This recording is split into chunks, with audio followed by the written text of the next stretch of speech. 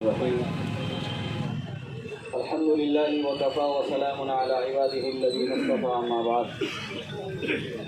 عزیزان محترم، بزرگوں اور دوستوں، ملک دنیا کب کمزوری کے راستے پر چلتی ہے، ایک طویل تاریخ موجود ہے. جب بھی دنیا کے اندر ظلم ہوا، زیادتی ہوئی، اتیاچار ہوا، دنیا میں بسنے والے ساہوکاروں نے اور دنیا کے اندر اپنی سیاست کا ڈنکا بجانے والوں نے اور اقتدار کے ہوس میں کرسی پر بٹھا کر نہتے بے کس مجبور لوگوں پر جب ان لوگوں نے اتیاچار کیا، ظلم کیا، تو ایک تاریخ ہے کہ ایک موقع رہتا ہے ان کو کہ ایک موقع تک وہ ظلم زیادتی کرتے رہتے ہیں، اتیاچار کرتے رہتے ہیں. عدالتوں کے اندر بے انصافیہ ہوتی ہے، عدالتوں کے اندر تو ججوں کو خرید لیا جاتا ہے، اس لیے کہ ان کو بھی دھول دی جاتی ہے کہ اگر تم نے ہمارے حق میں فیصلہ نہیں کیا یا ہمارے حکومت کے حق میں فیصلہ نہیں کیا یا ہمارے آدمی کے حق میں فیصلہ نہیں کیا تو تمہارے بچے بھی مار دیے جائیں گے اور تم کو نوکری سے ہاتھ دھونا پڑے گا. یہ ہوتا رہا ہے اور ایک طویل اس کی تاریخ ہے. لیکن میرے عزیزوں، جس نے اس برہمانڈ کو بنایا ہے، اس کائنات کو بنایا ہے، اس کی صفت ظلم کی نہیں ہے. جس کی صفت ظلم کی نہیں، وہ ظلم کو ہرگز برداشت نہیں کرتا. وما ربک بظلام للعبید، آپ کا رب بندوں پر ذرہ برابر ظلم نہیں کرتا ہے. اللہ تعالیٰ نے جن قوموں کو سزائیں دی ہے اور جن کو عذابات نازل کیے ہیں اس دنیا کے اندر، ان کے بارے میں اللہ تعالیٰ نے کہا وما ظلمناہم، ہم نے ان پر ظلم نہیں کیا ہے، ولکن کانوا انفسہم یظلمون، بلکہ انہوں نے اپنے اعمال کی وجہ سے اپنے آپ پر ظلم کیا ہے. اب آئیے ملک کی طرف. یہ جو احتجاج ہو رہے ہیں اور اس سے پہلے بھی NRC کے جب سے یہ حکومت آئی ہے، بھارتیہ جنتا پارٹی BJP کی حکومت، ہر آئے دن کچھ نہ کچھ اس ملک میں ہو رہا ہے اور اس کے پیچھے یہودی لابی کام کر رہی ہے اور ان کا خود کا تعلق یہودیت سے جڑا ہوا ہے. اس لیے کہ اپنے آپ کو برہمن کہتے ہیں. برہمن حضرت ابراہیم سے بنا ہے. حضرت ابراہیم علیہ السلام کے دو بیٹے حضرت اسحاق، حضرت اسماعیل، اور حضرت اسحاق کے بیٹے حضرت یعقوب، اور ان سے ایک سلسلہ چلا ہے. بنی اسرائیل پر بھی یہاں پر ظلم ہوا اور بنی اسرائیل کو اللہ تعالیٰ نے نعمتوں سے بھی نوازا. ہر طرح کی ان کو عیش و عشرت کی چیزیں، ہر طرح کی فراوانی یہاں پر دی، لیکن انہوں نے اس کے نتیجے میں یہاں پر ظلم کیا، اتیاچار کیا. جب ان کو حکومتیں ملی تو انہوں نے کمزوروں کو، نہتوں کو غلام بنایا اور اپنے آپ کے سامنے جھکانا شروع کیا. تو اللہ تعالیٰ نے ان کو غارت کیا. دنیا کے بڑے بڑے فرعون، دنیا کے بڑے بڑے بادشاہ اس دنیا کے اسٹیج پر جب بھی آئے اور انہوں نے ظلم کیا، نہتوں کو ستایا، بے یار و مددگار لوگوں کو ستایا، اللہ تعالیٰ نے ان کا خاتمہ فرمایا. ہٹلر کو سب لوگ جانتے ہیں. اس نے ایک ایسی آبادی کا خاتمہ یہاں پر فرمایا تھا جو آبادی تھی اسی کے لائق کہ اس کا خاتمہ کیا جائے. ابھی بھی اگر ہولوکاسٹ کے بارے میں اگر بات کرتی جائے، یہودیوں کے تن بدن میں انگار لگ جاتی ہے، اس لیے کہ خاتمہ کیا گیا تھا. اس کے اعمال ویسے تھے. اب جب ہم کے یہاں پر احتجاج کر رہے ہیں تو احتجاج کا فائدہ کیا ہے؟ میرے عزیزوں، اس کے بہت اثرات پڑتے ہیں اگر وہ مرتب طریقے سے ہو. آزادی سے پہلے جب انگریزوں کا تسلط یہاں پر ہوا تو کانگریس نے زبردست طریقے سے پورے ملک کے اندر احتجاج کرایا. اس کا اثر یہ ہوا کہ انگریزی حکومت، برٹش گورنمنٹ سست رفتاری پر مجبور ہو گئی. لیکن جیسے ہی کانگریس کو حکومت ملی، میں نام لے رہا ہوں، جیسے ہی کانگریس کو حکومت ملی، اس لیے کہ جب لوگ اقتدار میں آتے ہیں تو اقتدار کا ایک نشہ رہتا ہے تو سر چڑھ کر بولتا ہے. تو کانگریس نے بھی اتیاچار کیا ہے، ظلم کیا ہے. اس کے نتیجے میں بنگال کے مزدوروں نے، کمیونسٹوں نے بنگال کا چکا جام کر دیا اور مارکسی حکومت کا آغاز ہوا.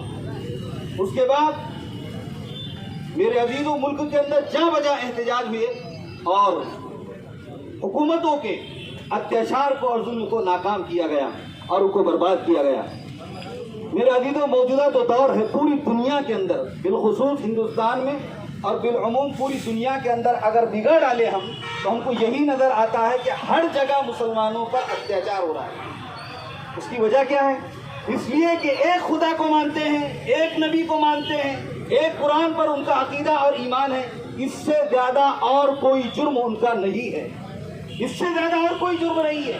ابھی بات اسی سلسلے میں چل رہی ہے کہ مولانا کلیم صدیقی صاحب کو اٹھا لیا گیا، ان کے تعلق سے یہ بات بھی ہے کہ 1.5 کروڑ روپے بحرین سے آیا، تو ایسی تو کس کی سنستھائیں ہوں گی، آپ کی بھی ہماری بھی، جن میں پیسہ باہر ملکوں سے آتا ہے تو کس لیے آتا ہے؟ وہ اس لیے آتا ہے کہ تاکہ غریبوں کا تعاون کیا جائے، غریبوں کی مدد کی جائے، اس لیے نہیں آتا ہے کہ کسی کا دھرم پریورتن کر لیا جائے۔ ہمارے یہاں دھرم پریورتن ہے ہی نہیں۔ ایک جنگ کے موقع پر اللہ کے نبی صلی اللہ علیہ وسلم کے صحابی رسول آئے اور انہوں نے کہا کہ اللہ کے نبی صلی اللہ علیہ وسلم سامنے میرے مد مقابل میں میرا دشمن تھا، میں نے اس پر تلوار چلانی چاہی، لیکن تلوار کے ڈر سے اس نے لا الہ الا اللہ محمد الرسول اللہ کہہ دیا، لیکن اس کے باوجود میں نے کہا کہ یہ صرف موت کے ڈر سے ایسا کر رہا ہے، میں نے اس پر تلوار چلا دی، اس کا خاتمہ کر دیا۔ اللہ کے نبی صلی اللہ علیہ وسلم نے ارشاد فرمایا اشخصت قلبک، کیا تم نے اس کا دل چیر کر دیکھا تھا؟ مطلب یہ تھا کہ جب اس میں کلمہ پڑھ لیا، اس نے میری وحدانیت کا اقرار کر لیا، تمہارے اوپر ضروری نہیں تھا کہ تم اس پر تلوار چلاتے اور تم اس کا خاتمہ فرماتے۔ ہمارے ہاں تو یہ تعلیم دی گئی ہے، ہمارے ہاں تو امن کی تعلیم ہے، ہمارے ہاں سلامتی کی تعلیم ہے، لیکن ایک بات اچھی طرح یاد رکھیے، امن سلامتی انہی کے لیے ہے جو امن سلامتی چاہتے ہیں۔ وَإِن جَنَحُوا لِلسَّلْمِ فَاجْنَحْ لَهَا، جو امن کے لیے جھک جائیں، جو سلامتی کے لیے جھک جائیں، قرآن کا حکم ہے کہ تم بھی جھک جاؤ۔ اور ہم امن سلامتی کی یہاں سے باتیں کرتے رہیں، شانتی کی باتیں کرتے رہیں، سامنے والی پارٹی ماننے کے لیے تیاری نہیں ہے، وہ امن چاہتی نہیں ہے، وہ فساد چاہتی ہے، اس لیے کہ جب سے حکومت آئی ہے ملک بہت نیچے جا چکا ہے، ظاہری اعتبار سے سارے نقوش نظر آ رہے ہیں، ساری جائیدادوں کو، ملکی جائیدادوں کو پرائیویٹ کر دیا جا رہا ہے، بہت نیچے آ چکا ہے۔ ابھی فی الوقت 21,000 کروڑ کی ہیروئن پکڑی گئی، ڈرگس پکڑا گیا، سوتروں سے پتہ چل رہا ہے کہ اس میں اڈانی کا ہاتھ ہے، یہ وہ ان کی ہے، لیکن اس پر کوئی ایکشن نہیں ہے، حکومت اس کے لیے کچھ کرنے کے لیے تیار نہیں ہے، بس حکومت کی نگاہ گئی ہے تو صرف ایک نہتے کمزور بے بس لوگوں کو امن کا پیغام دینے والا، لوگوں کے درمیان شانتی عام کرنے والا، جس نے کبھی بھی دوسرے مذاہب کو کیا حکومت کے بارے میں بھی ایک لفظ اس نے پورا نہیں کہا ہے، اس کو ایٹیت اٹھا لیتی ہے۔ ایسی ہی مولانا جہانگیر عالم قاسمی صاحب کو اور مولانا گوتم امر صاحب کو، ان کو اٹھا لیا جاتا ہے۔ اگر ان کے اوپر اگر حکومت دباؤ نہ بنائے، جیسے کہ چند لوگوں پر ابھی فی الوقت تو فیروز آباد کے میں ویڈیو دیکھ رہا تھا، فیروز آباد کے ایک بچے کو یہ کہلوایا گیا کہ تم کہو کہ میرا زبردستی دھرم پرورتن کیا گیا۔ ہمارے یہاں اس کا کوئی تصور نہیں ہے، لا اکراہ فی الدین، دین میں زبردستی نہیں ہے، بس یہ ہے کہ ہم دین کا پیغام ہر ایک تک پہنچاتے رہیں گے، اس لیے کہ یہاں کے سنویدھان میں بھی یہی بات لکھی ہے کہ آپ کو اپنے مذہب کی تبلیغ کرنے کی، اپنے مذہب کی دعوت دینے کی آپ کو پورا اختیار ہے، آپ کر سکتے ہیں۔ اب سامنے والے پر آپ ظلم زیادتی اور آپ اس پر اتیاچار نہیں کر سکتے ہیں کہ وہ ہمارے مذہب کو قبول کر لے۔ میرے عزیزو، یہ صرف مسلمانوں کی اطاعت کی ہو رہا ہے، ہم یہی کہیں گے کہ اس سلسلے میں حکومت کی جو نیت ہے وہ دوغلی ہے، حکومت اپنی نیت پہ خالص نہیں ہے، وہ یہ چاہتی ہے کہ ایک مینورٹی اور ایک یہاں پر جو اقلیت میں رہتی ہے، دیکھیے دنیا کے اندر کوئی طاقت بھی آج تک ایسی نہیں بنی، دنیا کے اندر آج تک بھی کوئی طاقت ایسی نہیں بنی جو 25 کروڑ اور 30 کروڑ افراد کو کچل سکے۔ ایک بات پورے یقین کے ساتھ میں کہہ رہا ہوں، آج تک کوئی ایسی طاقت نہیں بنی کہ جو 25 کروڑ 30 کروڑ افراد کو کچل سکے اور ان کو دبا کر رکھ سکے۔ میرے عزیزو، ہمارے اسلاف نے اتنی بار سنایا جائے کہ ہمارے اسلاف نے قربانیاں دی ہے، نہ جانے کس کی نظر لگ گئی اس ملک کو کہ کوئی چھو تک نہیں رینگتی ہے کانوں پر، کسی کے سمجھ بھی نہیں آتا ہے۔ یہ تو ساورکر کی اولاد ہے جو کالا اور مالٹا کے جیلوں کے اندر رہ کر جنہوں نے برٹش حکومت سے اور انگریزی حکومت سے سانٹھ گانٹھ کی ہے اور مراسلات کی ہیں خطوں کے ذریعے اور کتابتوں کے ذریعے، اور انہوں نے کہا ہے کہ ہمیں آزاد کرو، ہمیں آزاد کرو، ہم گاندھی کے خلاف تحریک چلائیں گے۔ آج انہیں کو ویر بنا دیا جاتا ہے، यहाँ पर विलन को वीर बना दिया जाता है, और जो बेचारे नहत्ते हैं, कमजोर है, बेबस है, कभी जुल्म उन तक नहीं पहुँचता है, उनको कह दिया जाता है कि ये जालिम हो, ये देश के गद्दार हैं। हमसे सबूत मांगे जाते हैं कि हम देश के गद्दार हैं या वफादार हैं, और सबूत देने के लिए हम भी आगे बढ़ते हैं कि देखिए देशभक्ति हमारे अंदर कितनी मौजूद है। मेरे अजीजों, ये सारी की सारी चीज़ें इस मुल्क के अंदर हो रही है। तुमने अंग्रेज़ों का साथ दिया और उसी बुनियाद पर आज तुम हुकूमत कर रहे हो। लड़ाओ और हुकूमत करो। अभी यूपी इलेक्शन करीब है, आपके पास कोई मुद्दा नहीं बचा है।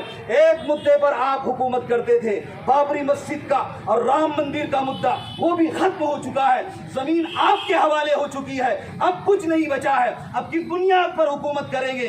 तो अब यह है कि हिंदू मुस्लिम कराया जाए, फसादात कराए जाए, जुल्म ज़्यादती की जाए, मुसलमानों को टार्चर किया जाए, उनको हिरासा किया जाए, उनको दबोच दिया जाए, ताकि उनके अफराद, उनके ख़ानदान वाले, उनके अहले खाना, ये सारे के सारे लोग सहमे पड़े रहें। और आज हर एक सहमा हुआ है। लेकिन एक बात याद रखिए, इस मुल्क के अंदर जब तक ईमान की रमक बाकी रहेगी, इस मुल्क के अंदर जब तक आखिरी एक ईमान वाला बाकी रहेगा, इस जुल्म से, इस धरती से और इस ज़मीन से और इस मुल्क से अत्याचार के ख़िलाफ़ और जुल्म के ख़िलाफ़ आवाज़ें बुलंद होती रहेगी। तो हमारा हुकूमत वक्त से, मरकज़ी हुकूमत से, केंद्रीय सरकार से हमारा मुतालबा ही नहीं, पुरज़ोर हम मुतालबा करते हैं इस बात का कि मौलाना कलीम सिद्दीकी साहब को रिहा किया जाए। बात हमारा तारीख़ के अंदर ये मिलती है कि कानूनी एतबार से भी लड़ा जाए। मैं एक बात कह के आपसे मुकम्मल बात अपनी मुकम्मल कर लूँगा। हज़रत अली रज़ी अल्लाह ताला अन्हु का दौर खिलाफत है, आप बादशाह वक्त है। तारीख़ बता दे कोई अपनी उठा के कि हमारे पुरख ऐसे थे, हमारे पूर्वज वैसे थे। कोई तारीख़ के अंदर कोई ऐसा नुमाया किरदार बता दे। हज़रत अली रज़ी अल्लाह ताला अन्हु बादशाह वक्त है, खलीफतुल मुस्लिमीन है, अमीरुल मुस्लिमीन है। ज़ीरा गिर गई, ज़ीरा जो जंग के मौके पर पहनी जाती है, जिससे तलवारों के वार रोके जा सकते हैं। ज़ीरा गिर गई, वो एक यहूदी ने उठाई। हज़रत उमर रज़ी अल्लाह ताला अन्हु ने हज़रत शुरह बिन हारिस को गवर्नर बनाया और कादी बनाया। आप अबू बकर के दौर में भी कादी रहे, उमर के दौर में भी कादी रहे, और हज़रत उस्मान गनी रज़ी अल्लाह ताला अन्हु के दौर में भी, और हज़रत अली रज़ी अल्लाह ताला अन्हु के दौर में भी कादी रहे। खलीफतुल मुस्लिमीन ये चाहता और अमीरुल मुमिनीन ये चाहता तो ज़ीरा उसके हाथ से छीन सकता, तो उतना पावर उसके पास था। जैसे कि आजकल मंतरी और संतरियों के बेटे बलात्कार कर ले, आप किसी लड़की को छेड़ ले, लाखों वकला उनको छुड़ाने के लिए खड़े हो जाएंगे और मंतरी के यहाँ उनकी बात बन जाएगी। ये होता है, मंतरी का बेटा है, उसने रेप किया है, मंतरी का बेटा है, उसने बलात्कार किया है, इसको क्या किया जाए? वो सब कुछ कर सकता है। लेकिन यकीन जानिए हमारी तारीख के अंदर कोई भी ऐसा वाक़या नहीं मिलेगा। खलीफतुल मुस्लिमीन हज़रत अली रज़ी अल्लाह ताला अन्हु ने मुकदमा दायर किया। सबसे पहले कादी शुरह के पास गए, कहा कि मेरी ज़ीरा है, मेरी ज़ीरा गिर गई थी, एक यहूदी ने उठा ली है, आप मुझे वो ज़ीरा दिलवा दीजिए। लिहाजा यहूदी को बुलाया गया, यहूदी को बुलाया गया। यहूदी ने कहा कि आपके पास सबूत क्या है? यहूदी ने कहा कि सबसे बड़ा सबूत यह है कि ज़ीरा मेरे हाथ में है। ये बैकिन दलील है इस बात की कि ज़ीरा मेरे हाथ में है, ये मेरी है। हज़रत अली रज़ी अल्लाह ताला अन्हु ने कहा कि आपके पास क्या गवाही है कि आपकी ज़ीरा है? कहा कि मेरा बेटा हज़रत हसन और मेरा एक गुलाम हज़रत कम्बर, ये दोनों मेरे गवाह हैं। तो हज़रत कम्बर की गवाही को तलब कर लिया गया, कबूल कर लिया गया, लेकिन बेटे की गवाही को अदालत से इसलिए खारिज कर दिया गया कि बेटे की गवाही बाप के हक में काबिल कबूल नहीं, खत्म कर दिया गया। अब हज़रत अली रज़ी अल्लाह ताला ने फैसला मान लिया। जैसे अब हमने भी कहा था हम फैसला मान लेंगे, हम फैसला मान लेंगे, फैसला मान लिया गया। बाहर आए तो उस यहूदी के दिल के अंदर ये बात आई, ये तो ज़ीरा हज़रत अली की है, उनको वापस मिलना चाहिए। ये ज़ीरा इनकी है, मेरी नहीं है, मैंने उठा ली थी।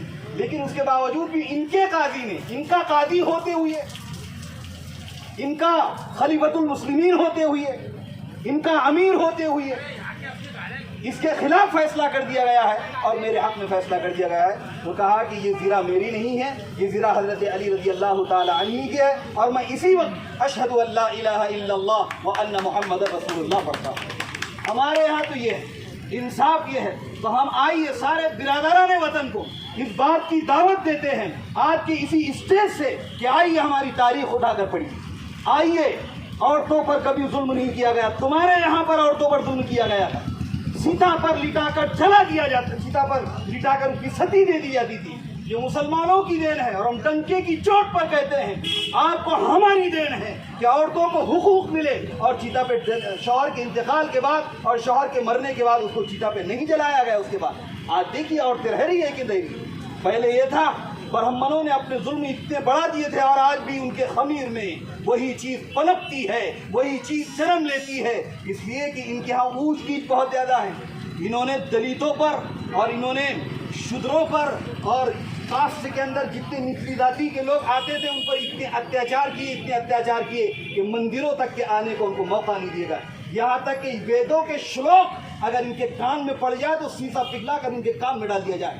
اگر کسی برہمن پر کسی دلت کا سایہ پڑ جائے ان کو غسل کرنا پڑتا. یہ کیا بتائیں گے, یہ کیا بتائیں گے؟ تمہاری تاریخ کے اندر یہ چیزیں موجود ہے, اونچ نیچ تمہارے اندر موجود ہے. تو کیا تم انصاف کرو گے؟ ظاہر سی بات ہے ایک امیر کے بارے میں تم فیصلہ کرو گے اور ایک غریب کو تم کال کوٹلی کے پیچھے ڈال دو گے, یہی تم کرو گے. لیکن ایک بات یاد رکھیے, فرعون جب ابھرتا ہے تو موسیٰ بھی کوئی نہ کوئی آتا ہے. اس ملک کے اندر اگر ظلم زیادتی ہوتی رہی تو یقین جانیے یہ تحریک, یہ علماء تحریک اور اسی طرح دیگر اور تحریکیں اور تنظیمیں جو یہ چاہتی ہے کہ اس ملک کے اندر امن آئے, اس ملک کے اندر آشتی آئے, اس ملک کے اندر سب بھائی بھائی بن کر رہے, تو اس کے لیے میرے عزیز تحریکیں آگے آ رہی ہے, بڑھ رہی ہے. تو ہم یہاں سے پرزور اس بات کا مطالبہ کرتے ہیں کہ مولانا کریم صدیقی صاحب پر لگائے گئے بے جا الزامات آپ کو اس سے بری کیا جائے. ہوتا یہ ہے ہمارے یہاں پر بڑا مسئلہ ہے, 20-25 سال گزر جاتے ہیں اور 20-25 سال کے بعد ان کو باعث بری کر دیا جاتا ہے. تو بتائیے وہ 25 سال جس کی وجہ سے ان کا مستقبل, ان کا فیوچر تاریخ ہو گیا, ختم ہو گیا سب کچھ. اب کون لوٹائے گا ان کے 25 سال؟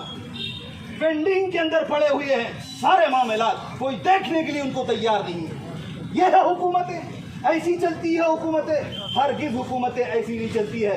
مولانا علی ندوی رحمۃ اللہ علیہ کے پاس اٹل بہاری واجپئی ان کی عیادت کرنے کے لیے آئے. اس وقت الرائز میں جو عربی پرچہ نکلتا ہے اس وقت ہیڈنگ لگی تھی الملک علی باب الفقیر, کہ بادشاہ فقیر کے دروازے پر. اس وقت مولانا علی ندوی رحمۃ اللہ علیہ نے اٹل بہاری واجپئی سے کہا تھا کہ واجپئی صاحب, کفر کے ساتھ تو حکومت چل جائے گی لیکن ظلم زیادتی کے ساتھ حکومت یہاں پر کبھی نہیں چلے گی.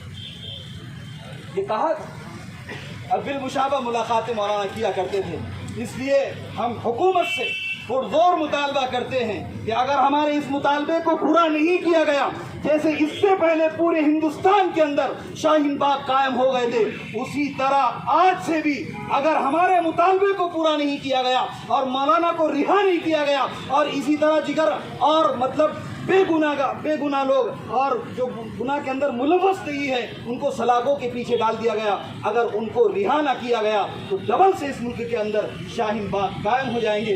اللہ تعالیٰ مجھے اور آپ کو عمل کی توفیق نصیب فرمائے. وآخر دعوانا الحمدللہ رب العالمین.